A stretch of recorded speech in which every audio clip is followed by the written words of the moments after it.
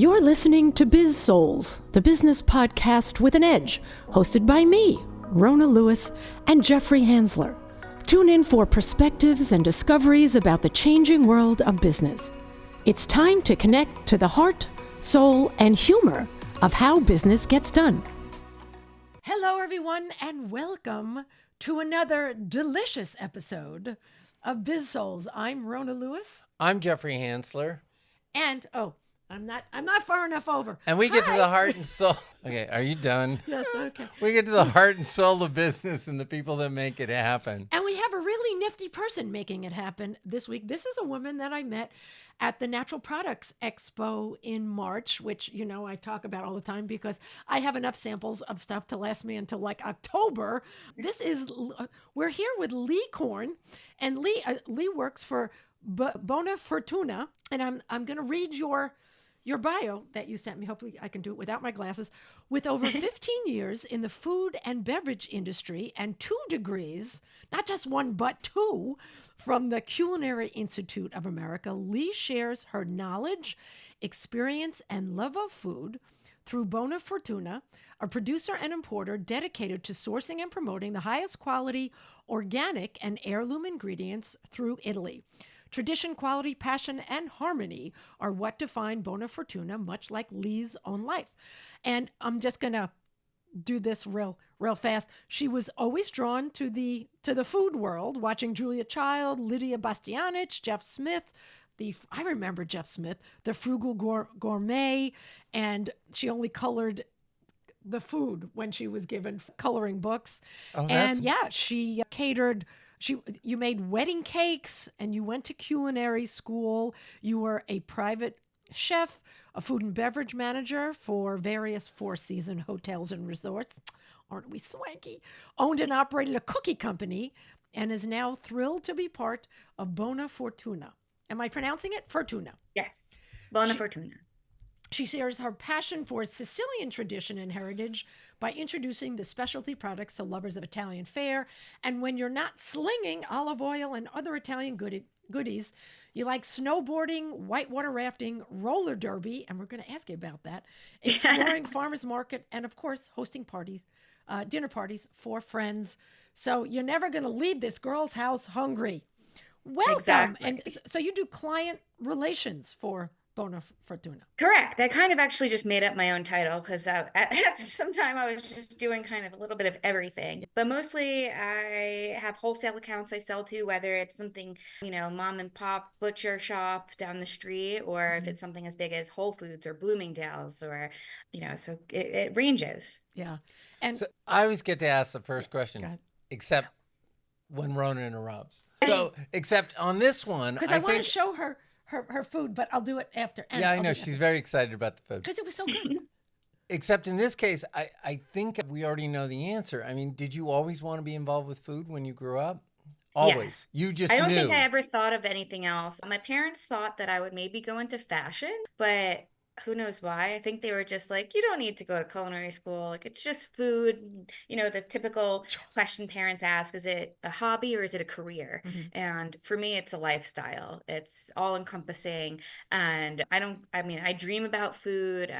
First thing in new languages I learn is food. It's just always, like I said, I've always just colored pictures of food. I love food. Were easy bake ovens still in, or had they canceled them because they were dangerous? So I never had an easy bake oven, but I started baking in the regular oven. Wow. I don't remember a time when I didn't cook. I mean, I started using an oven at like 3 or 4. Wow. Like with supervision, but my parents always let me cook. And oh gosh, I remember the first time I ever made gnocchi, my parents got a new granite table in their kitchen, and they went to work and came home, and there was just flour and potatoes everywhere on their brand new table. And I was like, but just wait for dinner, you'll love it. So I've always been drawn to it. Yeah, it's I know. I mean, I love food. You really love food. So baking. So baking's different than cooking. Cooking's a little more creative. Baking's more of a science, a more exacting. Hmm. Or Yeah. did you have a preference of cooking, Yeah, so baking? I always say, so I went to school specifically for baking and pastry. When I was younger, my first job was in an ice cream shop, and then I started to work in Italian bakeries in New York, where I grew up. And That's why to we got me, you along put so well string when we beans. first met. Yeah. If you take string beans and put them in a pan, you have hot string beans, and that's wonderful. But if you take flour and salt and yeast and water and put it together, you have bread, and that's incredible. It's magic. So for me, the big deciding factor, honestly, for going pastry versus culinary was that every time I cut onions, my eyes water, and I didn't want to just like cry every day. But I just thought, baking was really interesting. And I'm to the point where, yes, it's a science, and you have to follow recipes exactly, people say. But for me, I can like smell, I can feel the dough, or like when I used to work just a brioche station, I would just make brioche. And I could hear in the mixer when it was done mixing by the Wow. sound that it made against the bowls. So Wow. Well, and it really becomes, no, Wow. finish. yeah, it really just becomes part of you, and you have this understanding and relationship to cooking and baking. And I make him watch a lot of the cooking and baking shows, and even like the spring baking championships, things like that. There is a lot of creativity to it, because the I'm amazed at the, I mean, even molecular gastronomy. There's so much more you can do now to make things pretty and taste better, and the people are bolder with food combinations than ever before.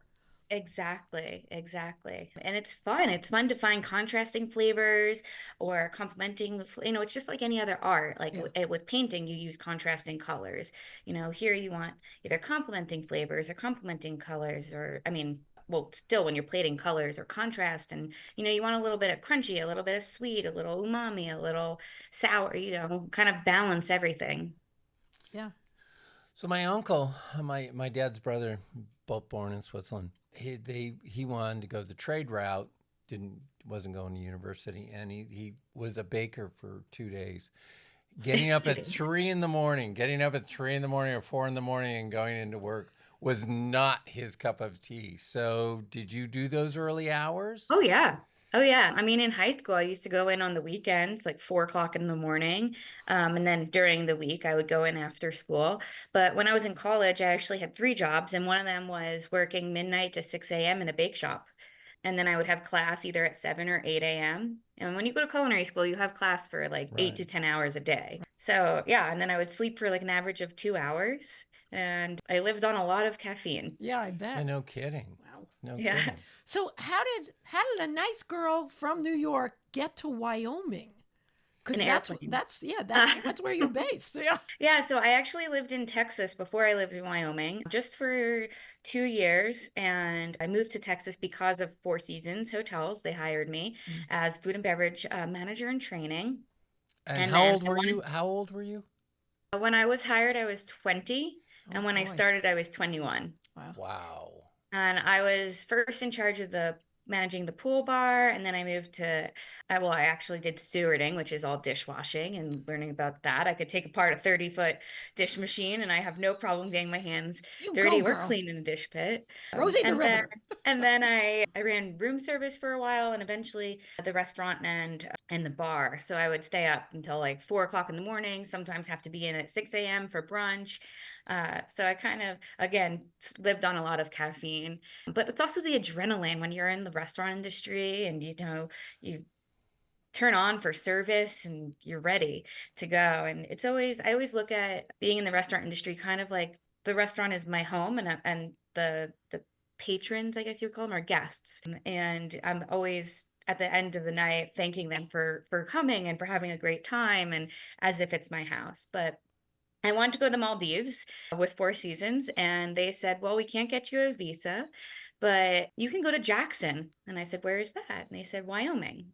And I was like, cool, where is that? And next thing I knew, within 2 weeks, I was here. And that was 12 years ago. I Wow. haven't worked for them in 10 years, but I just really fell in love with the community here. There's a big emphasis on food and locavore diet, like eating local. Oh. This is beef country, so I mean, yesterday, even just driving down to a restaurant, I had to pass a ranch and with all the cows outside. And everyone really has a focus on health and wellness and well-being. So in the summer, all of my vegetables come from local farms. And then I try and sell her as much as possible and can. And then in the winter, just kind of live off that and try and do as much local as Right. possible. Awesome. So how did you get involved with Bona Fortuna? Yeah, I tried to get out of the food industry. This is how much I can't. And I went into the snowboard industry, was working at a snowboard shop, and then COVID happened. And I was like, oh, what should I do now? And I saw, this is crazy, but in the 2020s, saw a newspaper ad for Bona Furtuna sales manager.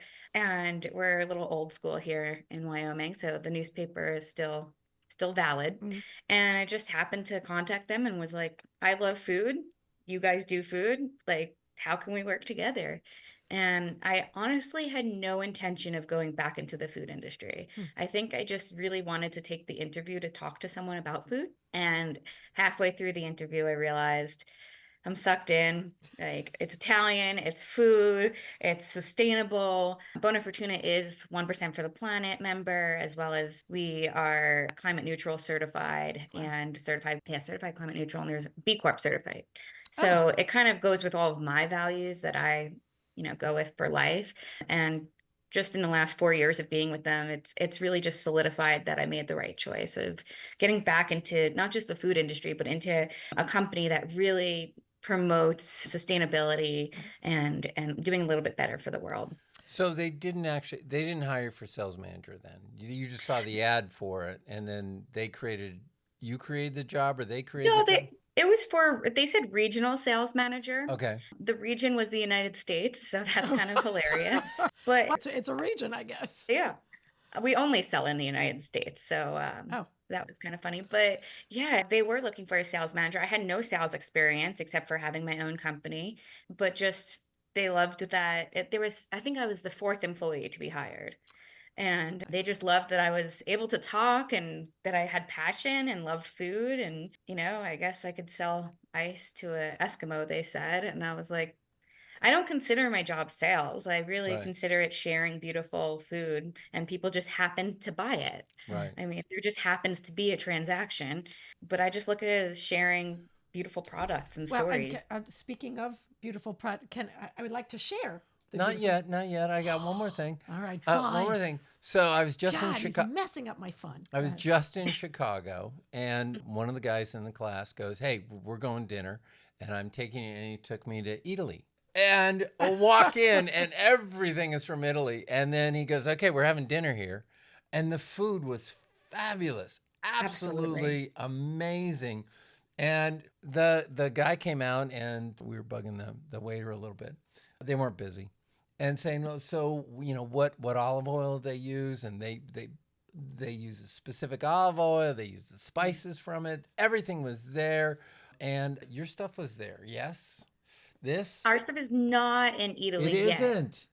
It is not, but we would love, if Italy's listening, we would love to be in Italy. Our stuff, I mean, goes it's with all it made really in well, Italy, yeah. all has a story. Some of our olives, you can only find on our farm in Sicily. There were only 2 trees left of one type, and we were able to cut clippings attached to rootstocks and replant to save it from going extinct. And Oh wow. we really, That's fantastic. so in the California area, well, that's Chicago. We have a couple of stores that we're in Oh, yeah, Chicago. We're starting to expand. We just there's one got some in distribution, Century so it's City. still a very, very new company.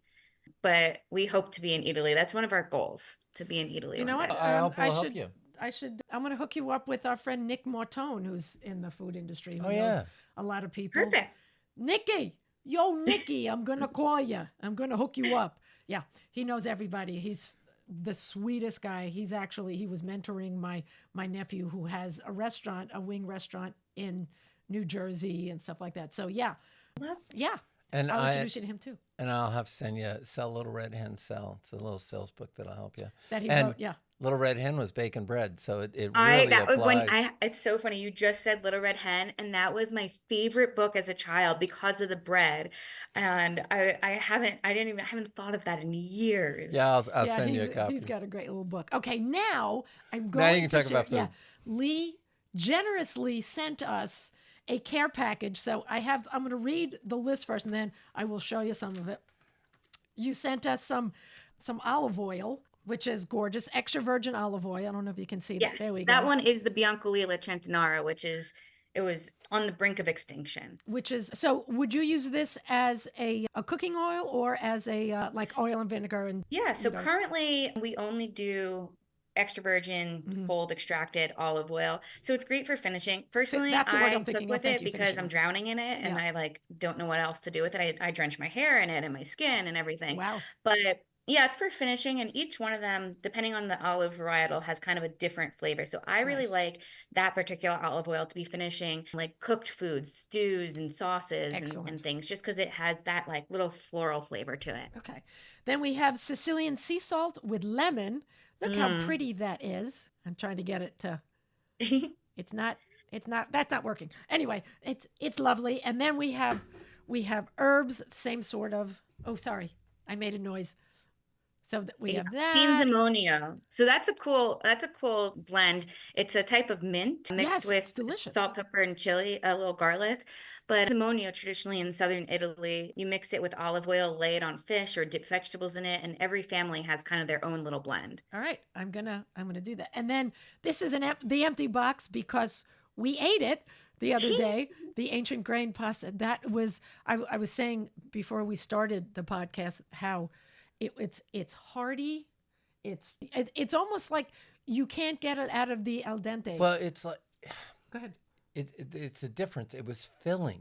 Yeah. So it didn't taste like air, and it had substance, and it was really good, and it was rich, and I was worried it was going to be overwhelming and taste like a wheat, and it wasn't. It was it was a great carrier for this.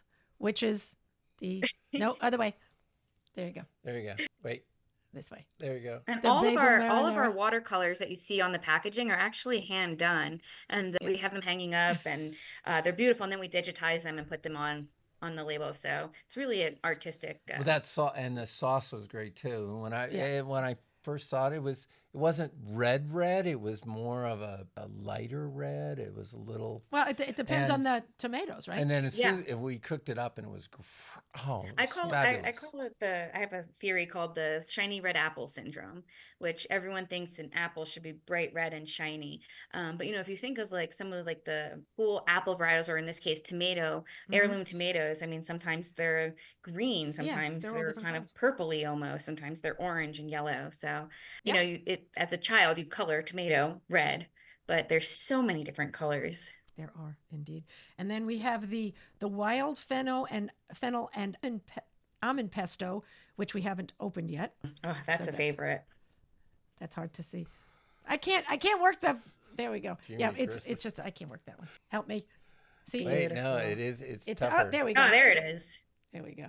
So there's that, and then the one thing that I don't have because it's downstairs. I had to hide them from Jeffrey because he would have eaten them all. Is the double chocolate chunk biscotti, which was fantastic. He made some homemade ice cream, and so we had it with ice cream. Yeah, no Ninja ice cream, homemade Ninja ice cream. Yeah, a friend turned me on to it. Unbelievable.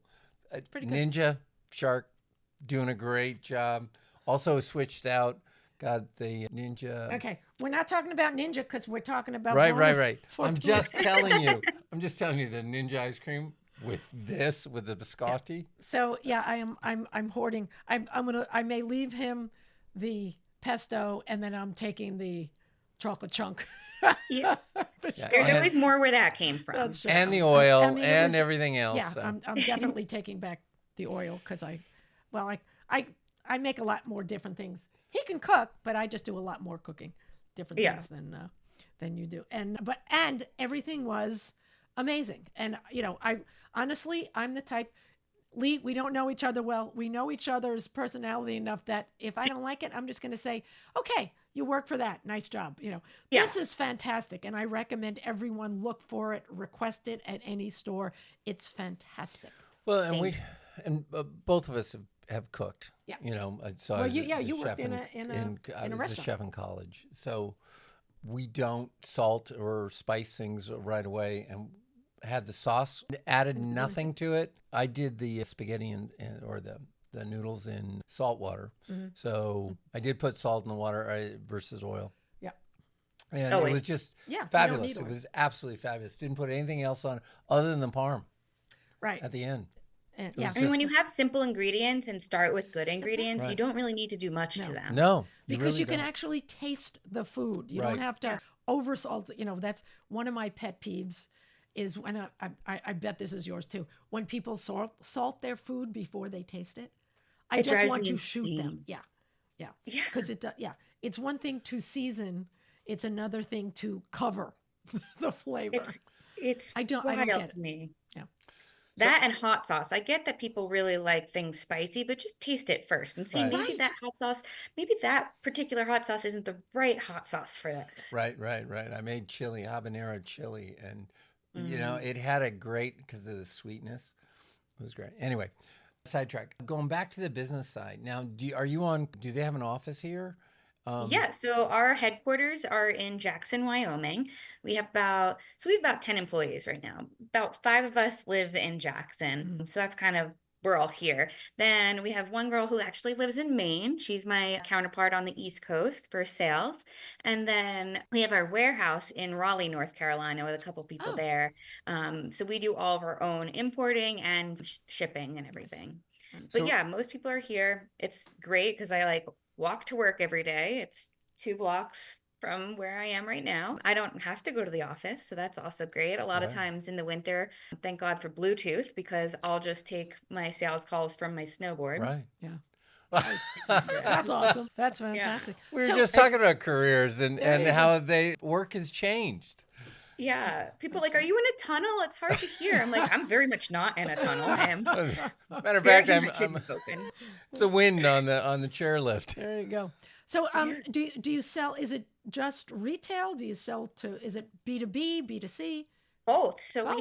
we have a website, bonafortuna.com, that people can purchase directly on. But then most of my job is selling to businesses who then resell it. So whether it's small mom and pop stores or something like the Erewhons of the world, actually all 3 of our core olive oils will be in Erewhon by next month, which That's is really awesome. exciting. To something like Bloomingdale's, which they, you don't necessarily think of them as someone who would sell food, but they have a huge catalog of great producers and Right. products and $700 toasters that are like Dolce and Gabbana themed or whatever. And But they're all like bedazzled. yeah, exactly. I'm like, I don't think I need a designer toaster. Yeah. No. But it's fun. It's just like I said, it's fun just to share these products. They're so unique in the fact that we don't really have anything added to them, and our kind of business model is just keeping it simple. Well, even the design is simple and straightforward. And I love in the big box that you sent us, it had like a little. Did you know that it was like a little Italian trivia it was great. As I'm unloading, Yeah. I'm like, hey, there's writing here. It was great. Yeah, and all of our we offset all of our carbon. We even take for example, we call him Arnold Schwarzenegger. It's a machine at our warehouse that takes cardboard and shreds it into packing material. Oh wow. So we get to reuse. So going along with the sustainability and really trying to do a little bit better for the Right. environment, I love that. which resonates well with me because I used to compost all my food and I try and grow as much. So it's really Bona Furtuna and I are kind of one. We just Leah it's a for good Leah Fortuna. I love it. We're on the same track too. I got a worm farm. A Ooh. little worm farm going. yeah, he's been gardening a lot and tons of herbs and tomatoes and citrus and stuff he's really good. I can kill a cactus, so it's I don't do that. Not my You do thing. what you can. I eat well, and I can cook And up that's a a storm. big part of it. I'm a great cook. Yeah. Yeah. Yeah. Well, there's so much food that gets grown and goes to waste too. So it's, know. That's eating is a right. huge part of it. That's right. Absolutely. Absolutely. So, do you have any tips or things that people should know if they want to go into the food business? Yeah. I mean, first of all, with any business, whether it's food or not, follow your passion, do what Mhm. makes you happy. My mother has always said, the day that you're not happy with your job is the day you quit. Because, I mean, it's one thing if you have a moment, but, specifically in the food industry, I'm the only one, I think, in our company who actually went to culinary school. So that's not a must. You don't have to go to culinary school. For me, it made sense because, for example, our math classes were like doing the costing of food and, how many apples does it take to do this and the yield percent. And if it's food based, I'm going to pay attention. If it's not, I'm not. But yeah, I mean, just following your passion, always keep educating, keep learning. Food to me, is culture. Every culture has a food, and it's kind of a language to integrate different cultures and meet new people and travel, and wherever you go, there's going to be food. Yeah. So And it I brings think people together in a good way. exactly. I mean, I grew up, like you said, a nice Jewish girl from Long Island. I am, in fact, not Italian, but something that We all grew up in the kitchen. We all talk with our hands.